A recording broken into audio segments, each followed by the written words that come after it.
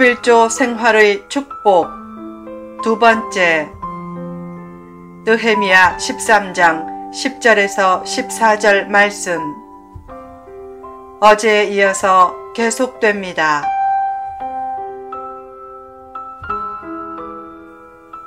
어떤 사람은 어떻게 하면 11조를 더 드릴까 하고 별의별 명목을 다 내세워 11조를 드린다.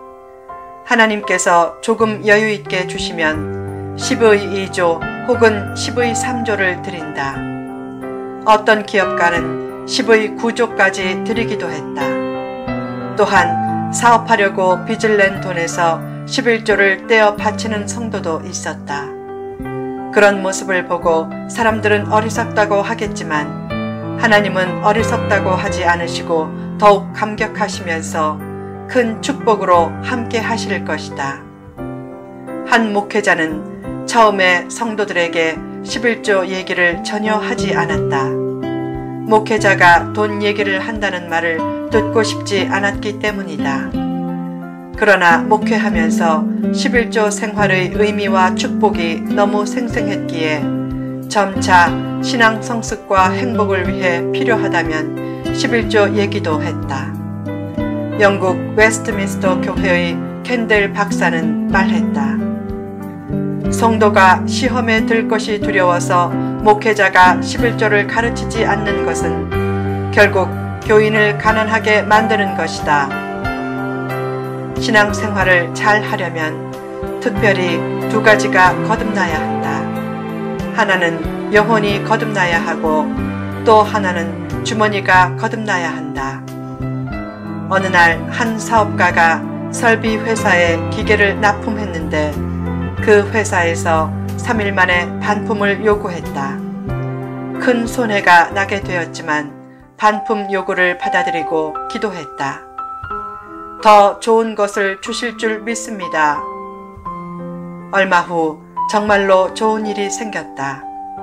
반품을 요구한 회사에서 더 큰 기계를 구입하겠다고 했다. 그때부터 사업이 번창해서 11조 생활을 철저히 했다. 주문이 들어오면 이익금을 계산해 미리 11조를 드렸다. 그러자 신기하게도 어음이 부도나는 일이 거의 없어서 나중에는 더 많은 11조를 드릴 수 있었다. 기쁘게 헌신하면 하나님도 기쁘게 축복을 내려주신다. 4. 잘 사용해야 하는 것.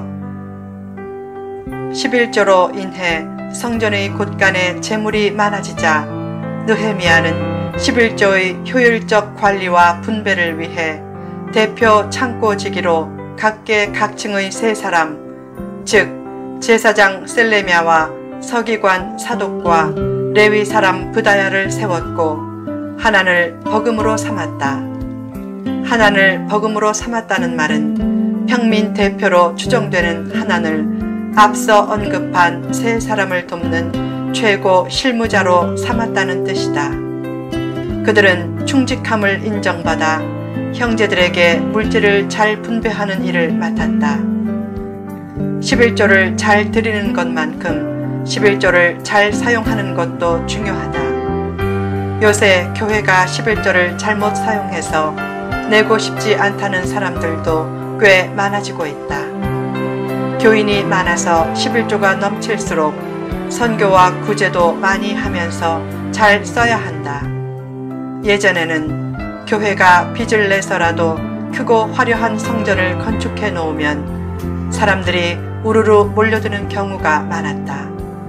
그러나 요즘은 그런 과거의 성공 사례를 모델로 삼아 건축에 나섰다가 어려움에 빠진 교회가 많아지고 있다.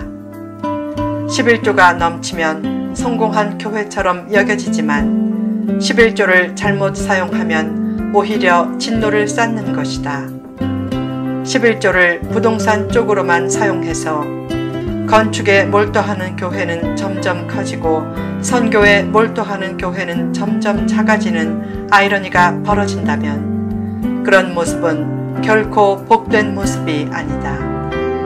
교회 재정을 잘 관리해 어려운 선교지에 교회 하나라도 지어주고 고생하는 선교사에게 생활비라도 조금 더 대주면 얼마나 좋은가. 선교지에 가면 1급 호텔에 있어도 보름 이상 있기 힘든데 사명을 따라 척박한 환경에서 계속 지내는 선교사를 조금 더 돕는다면 얼마나 복된 모습인가. 교회는 11조의 축복만 강조하지 말고 11조의 관리도 잘 해야 한다.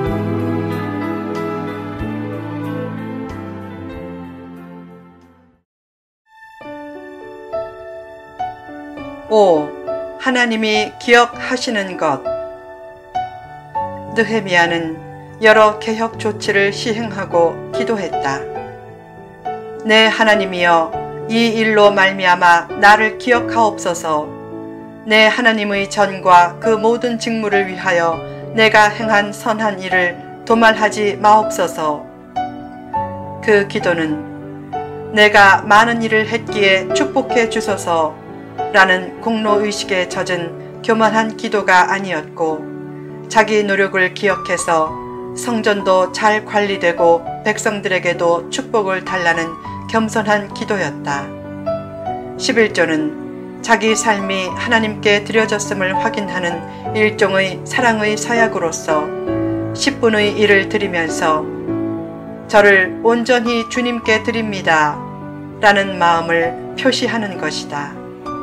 그처럼 11조의 의미가 중요해도 실제로 11조를 드리기는 쉽지 않다. 가끔 보면 교회에 나오자마자 11조를 하는 특이한 성도도 있지만 보통 11조를 하기까지 3년에서 5년이 걸린다.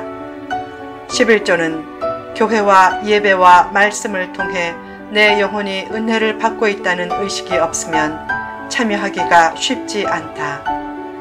그런 상황에서도 온전한 11조 생활을 하기 시작하면 하나님이 반드시 그 헌신을 기억해 주시고 스스로에게도 뿌듯한 자부심을 가져다 준다. 특히 11조로 하나님 나라의 필요를 채우면 하나님은 11조에 담긴 믿음의 헌신을 기억해 주셔서 예배와 기도와 찬송도 받아주시고 지혜와 능력과 은혜와 축복을 내려주실 것이다. 하나님을 감동시키는 별미. 어느 날 한 사람이 벼랑에서 떨어지면서 간신히 나뭇가지 하나를 붙잡았다. 그곳에 매달려 위를 향해 소리쳤다. 위에 누구 없어요? 간절히 부르자 위에서 어떤 소리가 들렸다. 왜 그러느냐? 그가 외쳤다. 누구세요? 하나님이다. 그가 다급하게 외쳤다. 하나님, 저를 도와주세요. 하나님이 말씀했다. 그래, 도와주겠다. 이제 그 가지를 놓아라. 잠시 침묵이 흐른 후 그로부터 더욱 절박한 외침이 흘러나왔다. 위에 다른 사람은 없어요? 하나님이 물질을 놓으면 도와주시겠다고 해도 어떤 사람은 벼랑에 매달린 사람처럼 계속 물질을 붙들고 있다. 그것을 놓으면 죽을 것 같기 때문이다. 그러나 물질을 놓으면 죽을 것 같지만 그때 더 위대하신 하나님께서 친히 붙잡아 주신다. 반면에 물질을 놓지 않으면 더 힘들어지고 마음의 평안도 없다가 결국 못 견디고 벼랑 밑으로 떨어진다. 돈을 꽉 쥐어야 살 것 같지만 그렇지 않다. 돈이 있어도 하나님이 지켜주시지 않으면 때로는 돈 때문에 더 인생을 망치게 된다. 반면에 어떤 사람의 경우에는 돈이 그의 행복을 잘 깨지 못한다. 평소에 그가 돈을 놓는 훈련을 잘 했기 때문이다. 그런 훈련에 정통하게 되라. 하나님에 대한 믿음은 전폭적이어야 한다. 그런 전폭적인 믿음으로 나아가기 위한 기초 훈련 과목이 11조 생활이다. 더 나아가 선교하는 일에 적극 나선다면 영혼의 행복 지수는 급상승하게 된다. 11조 훈련을 잘 체질화시키면 나중에 축복받아도 변함없이 11조를 하면서 하나님은 여전히 나의 전부입니다 라는 고백이 끊이지 않게 된다. 결국 축복의 길에서 이탈할 가능성도 현저하게 줄어든다. 어려워도 11조 생활을 중단하지 말라. 영혼에 감동을 주는 일은 대개 어려울 때 생겨난다. 특히 어려울 때의 온전한 11조 생활은 하나님을 감동시키는 최상의 영적 별미가 된다. 오래전에 한 선교사로부터 재정 문제로 고민하는 전화를 받았다. 너무 안타까워서 심각하게 전화를 받자 어린 둘째 딸이 아빠가 돈 문제로 걱정하는 것으로 오해하고 전화를 끊자마자 다가와 아빠 이거 받아요 라고 하면서 용돈으로 모아둔 15,000원을 내밀었다. 그때 둘째 딸을 꼭 껴안아주고 말했다. 응 한나야 고마워 잘 쓸게. 그리고 곧 기도했다. 사랑하는 딸에게 따뜻한 마음을 주셔서 감사합니다. 그 마음이 평생 변하지 않고 많이 베풀며 살게 하소서. 행복의 참된 의미가 무엇인가? 하나님의 마음을 기쁘시게 한다는 생각으로 인해 자신이 기뻐지는 것이다. 가진 것이 많지 않아도 하나님의 마음을 기쁘게 해드리자, 어려워도 기쁘게 헌신하자 라고 생각하며 자기가 가진 소중한 것을 하나님의 거룩한 뜻을 위해 드리면 하나님께서 크게 감동하시고 사랑하는 아들아 딸아 참으로 대견하구나 라고 기뻐하시며 생각을 초월한 큰 은혜로 함께 하실 것이다.